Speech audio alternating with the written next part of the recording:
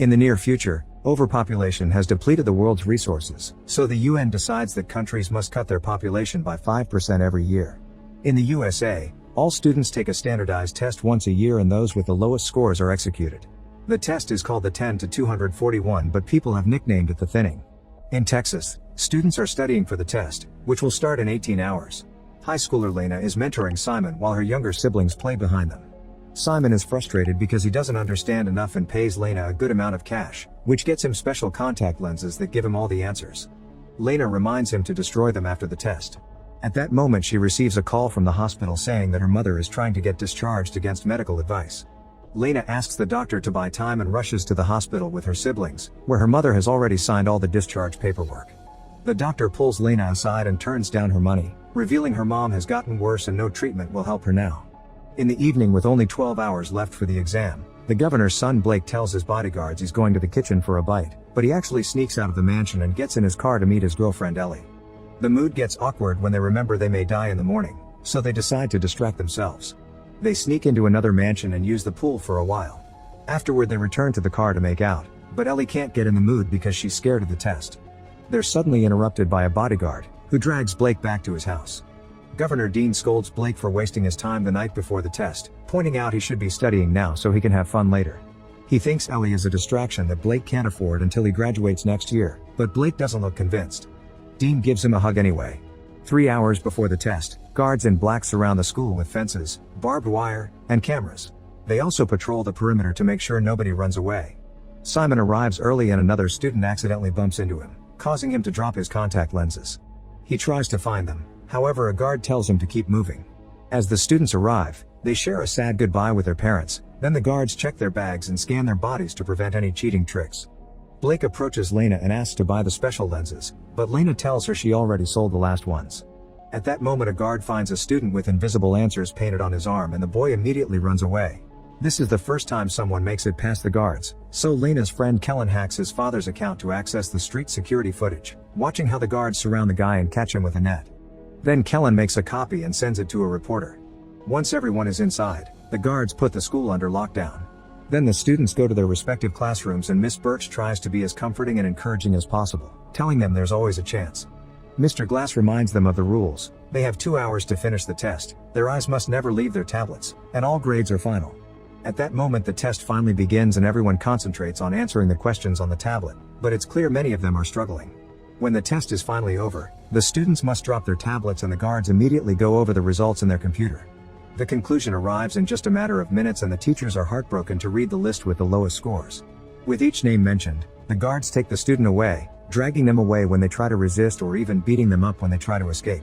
Blake, Kellen, and Lena passed, but Ellie didn't and she's taken away. The students are allowed to have a break and Lena sees Simon is also being taken away. A desperate Blake calls his dad to ask him to save Ellie, but Dean refuses to play favorite since the law is the same for everyone. Furious, Blake pushes a bunch of people to reach the guard, pushing him too before grabbing a fire extinguisher and hitting him with it. Then he jumps on the second guard and wrestles him while telling Ellie to escape. She immediately runs away but the other students block the corridor and the guards catch up to her, taking her to her death while a screaming Blake is dragged away. A year passes and the next test will be in 24 hours. Sarah can't handle any more studying and goes to see Glass, who agrees to give her a good grade in exchange for doing the dirty with her. Meanwhile, Birch visits Lena and her siblings, who recently lost their mother. Birch has brought food and offers her support because she knows the little ones are having their first test this year. On her way home, Birch sees Sarah leave Glass' car. At the governor's mansion, Blake records a video on his tablet, saying that if someone is watching this, it means he's dead. 3 hours before the test, Lena takes her siblings to the school, quizzing them on the way to make sure they're ready. Dean tries to be supportive of Blake before he leaves, but Blake doesn't buy it and tells him to save it for his speeches. A bodyguard notices Blake dropping an envelope in a mailbox on his way to the school, so he steals it and takes it to Dean. Moments later, the school is put under lockdown and all the students take their seats. In the kindergarten class, the teacher plays an animated video full of propaganda that explains why the test is important to save the Earth. Other countries kill the elderly or restrict the amount of annual births, but the USA concentrates on keeping the smart people so it can be great again. Then the students are given the tablets and the test begins. Meanwhile, Dean finds Blake's video inside the envelope and learns that he's going to fail the test on purpose so his father can watch his son die because of the system he defends so much. Dean immediately asks the bodyguards to bring Blake home, but nobody can leave the school after lockdown. After making his bodyguard leave the room, Dean calls Mason, the head of the school's security operation. In the classroom, Blake answers everything fast and wrong, allowing him to finish early. Class finds this strange. In the kindergarten class, a kid raises his hand and asks for help, but the teacher refuses to assist him because a guard is watching. Eventually the time runs out and everyone puts down their tablets. This time the results are calculated by Mason alone instead of a group of guards. Soon the teachers start calling the names and the kid that asked for help is taken away. So is Sarah, who screams as she realizes Glass lied to her. Kellen and Lena's siblings pass and so does Blake, who doesn't understand what's happening. Birch cries as she reads Lena's name, not believing it because she's the best student in her class. Meanwhile Mason calls Dean to confirm he made the switch. A shocked Blake watches the kids being taken away and Birch runs to a guard, asking him to double-check the results since it's impossible for Lena to fail. The guards call Mason and they're told everything is fine, so Lena must leave with the others. As Birch says goodbye, she secretly gives Lena her keycard, reminding her there's always a chance. Afterward the school throws a party for the people who passed and Birch notices Glass flirting with another student. At the same time Dean is on a public event and his speech is played at the party. The whole crowd is cheering for him as he mentions all the things he's improved in the state and comments on how decisions are had to make but also necessary. He thinks the thinning isn't barbaric, instead he calls it innovation. Dean also announces his candidacy for president and a disgusted Blake leaves the party. In a private hallway, the failed kids are told to take off their clothes for decontamination and hit when they don't obey. Lena puts the keycard in her mouth to keep it hidden. Then they're given prison-like clothes and taken to another room where they're handcuffed to the chairs. Nearby, Blake reaches the corridor and pretends to feel very sick. When a guard checks on him, Blake jumps on the man and knocks him out with his own weapon. At the same time, Kellen gets into his father's account again and watches the failed students on the security camera, but it's too painful and looks away. After hiding the unconscious body, Blake waits for Mason to leave the control room and he sneaks inside. He tries to use the computer but it asks for a password. As the guards get ready to inject the students, Blake shuts down the power in the whole building by messing with the power box while Mason finds the unconscious guard. The electronic handcuffs begin to fail and the students try to escape, letting chaos take over the room. As the guards and the students fight, Lena uses the chance to escape by using Birch's keycard on the door. Soon Mason returns to the control room but Blake is already hiding in the vents. Mason sees the system is down and tells the guards to bring Kellen's dad to fix it. At the party, the guards inform everyone that it's just a regular power outage and take Kellen's dad to the control room. While the man works, Mason goes to check on the students, who have been handcuffed again. Mason reminds the guards to make a head count and they notice someone is missing. In the corridor, Ellie almost bumps into a guard but she hides among the lockers just in time. Then she tries opening another door with the keycard, however it's stuck. At that moment the guard finds her, so Ellie uses the darkness to pretend she's Birch.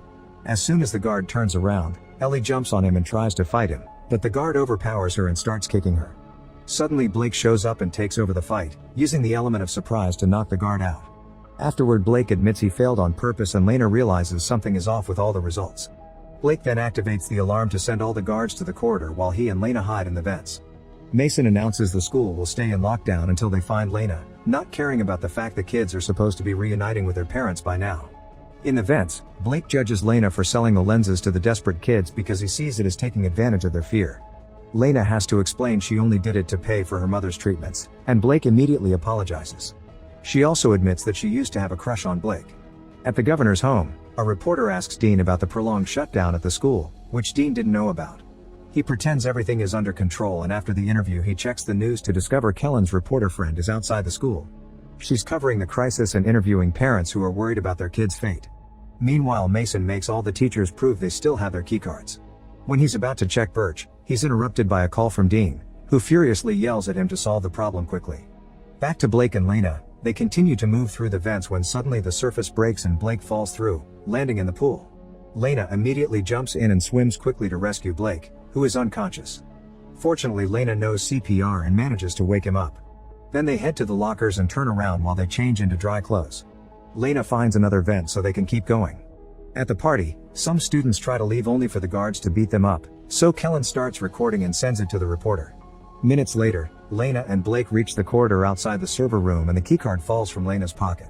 The guards hear a noise so Blake immediately covers Lena's mouth and they wait for the men to pass by. Thankfully because of the darkness they don't see the key. Next the duo goes to the science classroom, and this time the noise they make as they descend is definitely heard by a guard. Putting a few objects together, Lena makes a magnet rod to fish for the key. At that moment the guard arrives and starts pounding on the locked door, so Blake sends Lena back into the vents while he stays as a distraction. Blake tries hiding behind the desks, but the guard bursts in and quickly finds him. Soon only one of them is unconscious on the ground. In the vent, Lena waits for the guards to move and lowers the magnet. She manages to catch the key and raises it, only for a guard to suddenly grab it. However, he also lets go of it and Lena realizes this is Blake, who stole the uniform from the guard he knocked out. Meanwhile, the guard from the previous fight tells Simon there are two teenagers on the loose and one of them used the name Birch. In another room, the teachers are still waiting. Birch pretends to flirt with Glass and steals his keycard. When Mason comes to check on her, Birch presents Glass' keycard as her own. The guards notice Glass is missing his key and he gets detained while the other teachers are finally allowed to leave. Mason starts beating Glass up as he asks where to find the escaping teens. Back to Lena, she takes the vents to the server room and tries using the computer, but the test program asks for Mason's password. She sends a message to Kellen, asking for help. At that moment Kellen's dad finishes his repairs and the power comes back.